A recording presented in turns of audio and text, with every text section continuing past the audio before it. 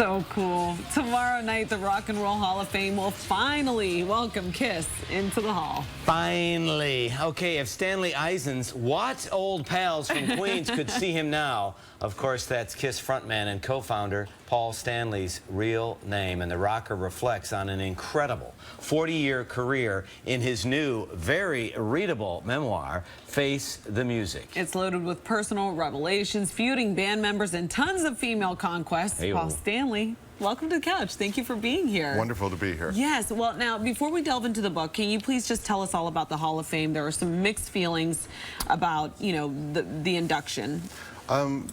Well, put in a nutshell, the Rock and Roll Hall of Fame really isn't a Hall of Fame in the sense that it's the People's Hall of Fame. It's a very small group of people who decide who they want and who they don't want. And they clearly haven't wanted us, and have reached a point where the absurdity became such that they had to induct us. So really, they're doing it grudgingly, and I'm going mainly because it means something to some of our fans, but it means very little to me. The validation has come over 40 years and 100 million albums, and you know, more platinum albums than I can count. So as far as I'm concerned, the people have put us in the Rock and Roll Hall of Fame for decades. You know, it was great. We just had a magic moment here on the couch. We're sitting here and we're rolling this great video of Kiss, and Paul Stanley says, "Oh, look, it's my night job." It's my night job. Yeah. What do you think when you watch this? Well, it's part of this amazing life that I've had. You know, I was born without a right ear. I was born deaf on one side, and I came from a family that was fairly dysfunctional. And I always dreamed about becoming famous. I thought that that would be the cure-all, that would make me happy and content. And I was lucky enough to achieve it. But at the same time, when I achieved it, I realized it didn't change me any. You know, you still go home the same person you were. And at that time, you have to decide, are you going to be a victim in life, or are you going to pick yourself up and figure out what it's going to take to really become happy? So that's really what the book is about. It's more that than Kiss. People who have no interest in Kiss have read it, and I think the word that keeps coming back is inspirational. Absolutely. Well, that's the message throughout the book. It's that message about you're not giving up when you're looking for to fill out the rest of the band. You're not giving up when relationships failed or when you had health crisis. It's in each chapter, and then it's just another chapter. Well, the great thing is that ultimately I found out that so many of us chase what we want instead of looking for what we need. And ultimately, what makes me happy is my family. Right. I've got an amazing wife, 4 beautiful children, and that's the center of my world, and it only makes everything else better. Yeah, you could be playing MSG and eating matzo ball soup at a deli after. All by myself. All by yourself. All by exactly. myself. Play to 20,000 people and then go home alone. But many of us do that. You know, we hide our insecurities, we hide our differences, but they don't go away. At some point, we have to deal with our differences, and maybe by my writing this book, people who have issues and people who have problems realize that other people who they hold in high esteem have the same issues. Well, let's talk about some of the differences. I was really surprised at how candid and honest you were about some of the other members and the things that you said about them, the relationship that you had with Ace and Peter, and the breakdown of that. So do you speak to them anymore? I spoke to them in the last couple of weeks. I haven't made a habit of speaking to them. We're a family that has gone its own ways, but we have roots that are undeniable. Were you concerned what they would say after they read the book? You know, my thought is that I didn't throw anybody under the bus. Some people walked under the bus. You know, in other words, I didn't create the situation. I just told the story. Look, I'm telling things in the book that I recall from not being drunk, not being on drugs. My memory is fairly lucid and fairly clear, and I'm not trying to be malicious or vindictive about anything that's happened to me in my life. It all got me to where I am, so I couldn't have written this book if it didn't have a happy ending. Some people go, it's a very brave book and delves a lot into my life and into a lot of personal things, but truth be told, I'm here because a lot of hard work went into making my life what it is. Well, I got to tell you, some of the stuff you say about Peter, I mean, it's you got to read it. I think some people would be a little bit surprised about your relationship with Gene Simmons. What's the status of that relationship right now? Gene lives literally down the street from me. We've been together 44 years, so that speaks volumes. He is my brother. I trust him totally. But you didn't invite him to your wedding? I didn't invite him to my wedding, and you know, we're that close that I could do something like that. I could be that honest with him. Truth be told, it's okay to have differences of opinions, but when you disrespect and ridicule people who have different opinions, in this case about marriage. Gene was very vocal about opposition to marriage, but beyond that, he was very vocal in dismissing and minimizing the people who get married.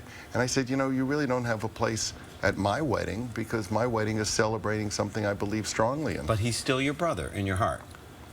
More than in my heart, in action. He lives right down the road from me, and we have a great relationship. Better now than ever. Really? Sure, because we've allowed each other, through what we've done for 40+ years, to have the lives that we both want. Very different lives. I don't want the life he wants, and my life would be a nightmare for him. But that being said, we've made terrific lives possible for each other. Yeah, what did you think when he started a reality show? Were you like, what are you thinking, Gene? Well, it's very much in keeping with who he is, and it's very much in keeping with who I am to not be on it. Right, because if you live down the street, I would think, hey, you're going to pop by at least once or twice during the show. I maintain that if you're busy creating a fake life on television, let's face it, you either have reality or television. There's no such thing as reality television.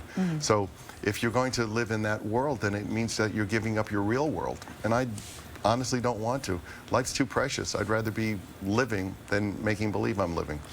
You can tell this cat's a songwriter because you speak in such poetic terms, just talking to us. You also are very candid about your ear deformity and how that has affected you and how you have overcome. Well, you know, growing up with a birth defect makes for a very difficult life, because you're under constant scrutiny from people, not just children, but from adults too. People tend to look at you as an object and forget that there's a child there in most cases. And it's a very, very difficult existence. And I work and have worked with organizations that deal with children with facial differences and their parents, trying to open up those channels, because so often you have parents saying to kids, you're just like everybody else. A child doesn't need to hear that when he's not like everybody else. He needs to hear, you aren't like everybody else, but if you work hard, and the playing field's not always even, but if you work hard, you can get to where I am. And I like to talk to parents also and make sure that those channels are open to their kids. I'm just sorry. I'm just taking this all in, and I'm just so surprised that, you know, you're such a rock god, and you have this soft, just calm aura about you. You know, this is just so pleasant. I'm at peace. You are at peace. Well, now let's talk about the makeup. Do you regret taking it off in 1983? It needed a break, because it seems to have reached a point where it wasn't being true to what it was. When we lost our original drummer, when we asked him to leave the band, all of a sudden we were faced with, what do we do now? Do we fold the band? It was always, the idea was all for one and one for all, but all of a sudden somebody was not in the band. And we thought, well, we'll have to create another character. And it became like a Disney menagerie of bringing in new characters, as opposed to coveting and building on what we had, those 4 original members. So once we reunited in the 90s, we decided from there on in that those characters are far more important than the people behind them. You can go anywhere in the world and show a picture of the band Kiss, and they know it's Kiss, but they may not know the individual members. And that's something that we covet and are very proud of. Well, I mean, it talks about changing the face of music. How do you see the change that Kiss brought to concerts and promotion being played out now? I think we were a wake-up call to fans and to an audience of what they should not take less than. You know, I think it's very important that bands respect the audience, and we came from a time where fans were treated with less than respect, and where bands thought they were doing you a favor by showing up, but you're paying for a ticket. And our tenet has always been to go up on stage and make sure that people feel that we are giving them 100% and doing the best possible. So I think we raised the bar for people, and what people expect now is what they should be getting. Well, your influence on a lot of the artists today can be seen. I think we have a picture of you with Lady Gaga, who has always been very vocal about how much she loves you guys and how much you influenced her. That's a great photo, and you can't see she's actually wearing an extra pair of my boots. That's what she wore them all night, She right? wore them all night and stuffed them with socks so that she could walk around in them. But You do a lot of crunches there? This is looking pretty good. I know. I'm in pretty good shape. Is it Pilates? No. No, it's something called cardio bar. Oh, really? Yeah, which is a dance routine. Nice. Wow. Okay, so now we like to play a game called Fill in the Blank. We're just going to ask you a couple of questions if you could answer. Okay, so your favorite Kiss song to perform live is? Detroit Rock City. Okay. Hey, I'm from Detroit. When you're not on tour, you like to unwind by? Cooking.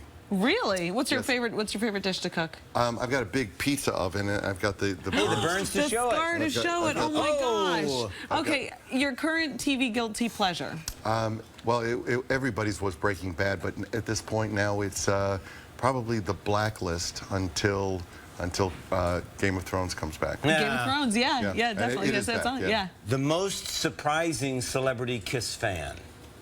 Oh my gosh. There are so many.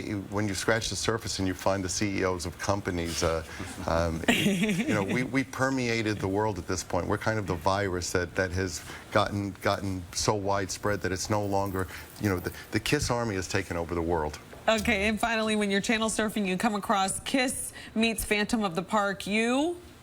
Cringe. Oh, no. And laugh. Yeah. Well, I tell you, the book is will great. make you laugh, but also very provocative, thoughtful, and deep. Life Exposed is on sale now, and you're going to be signing copies of the book. Look at this at Bookends in Ridgewood, New Jersey. Yes, That's great. and underneath is This was the best discovery. My 7-month-old was ripping this off. How cool is Cool. that? Awesome. Yeah. Paul Stanley, thank you so much. Thank you so much. And we'll be back in a moment. Thank All the you best. very Pleasure. much. Oh, that was Pleasure. just a great read. Yeah.